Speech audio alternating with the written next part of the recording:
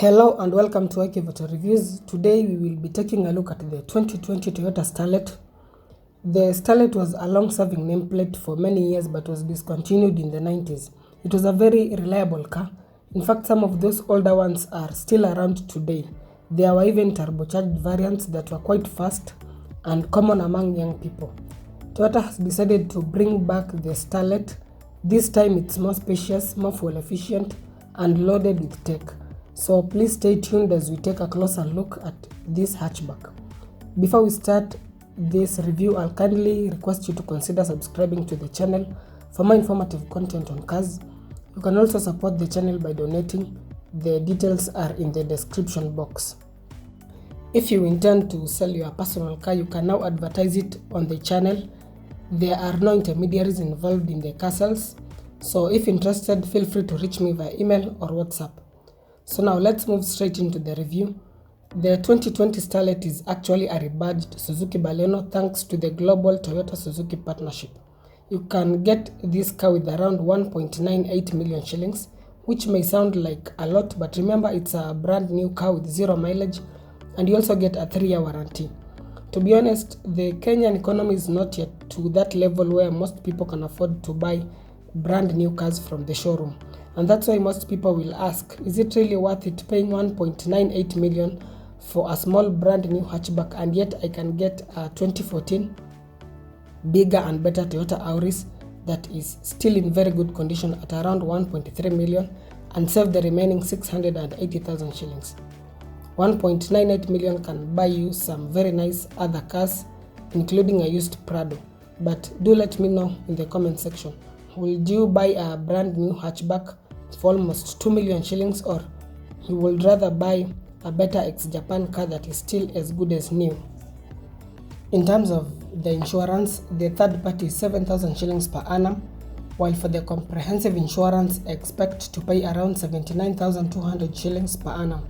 This amount can even be paid in monthly installments of 7,149 shillings after making a deposit of 15,840 shillings. The Starlet comes with a single engine option, which is a 1.4 litre 4-cylinder petrol engine that is naturally aspirated. This engine produces 92 horsepower and can sprint from 0 to 100 km per hour in 10.9 seconds.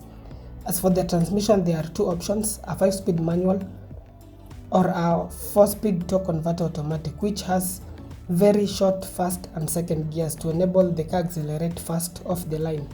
Toyota claims that this car can achieve up to 19.5 km per litre, but that is a bit optimistic.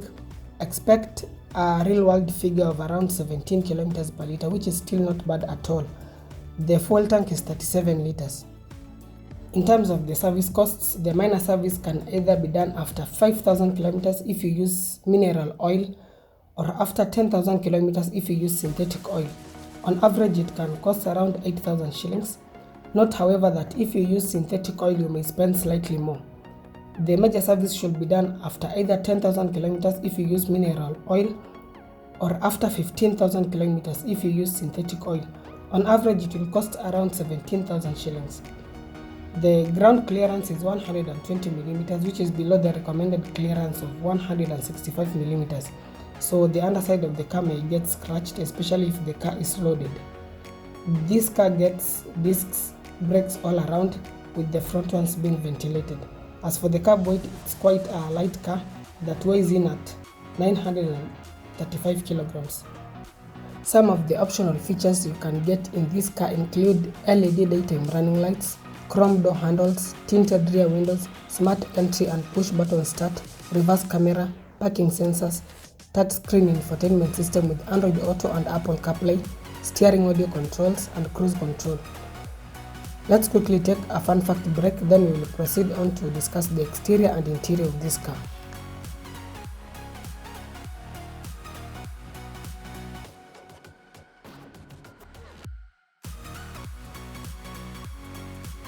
Welcome back. So what do you think about the exterior of this car?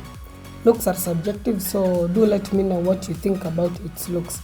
I think it looks modern and sharp, especially with the LED daytime running lights and alloy wheels. It certainly looks better than something like a Vitz. In terms of its size, it's somewhere in between a Vitz and a Toyota Auris. The chrome accents on the grille and LED lights make it look a bit more premium and elegant. The dash design looks rudimentary but in a modern way, especially due to that touchscreen infotainment system that is positioned in between the AC vents. The layout is well done ergonomically, and everything is within the driver's reach, from the AC controls to the window and power mirror controls. The quality of materials is all plastic, which is not bad because this is meant to be an affordable and basic car for point A to B transportation. In terms of space, this car is surprisingly generous, both at the front and second rows. You get good leg, head and foot room. 3 passengers can sit comfortably at the back without a problem. The seats are fairly comfortable. They could do with a little more padding. Finally, the boot can take in 2 large suitcases and a few other items. It is moderately spacious. The back seats can also be folded down to create more room for luggage whenever the need arises. So there you have it. It's a simple car that will definitely prove to be very reliable. It's spacious enough and fuel efficient as well. The only issue is the price.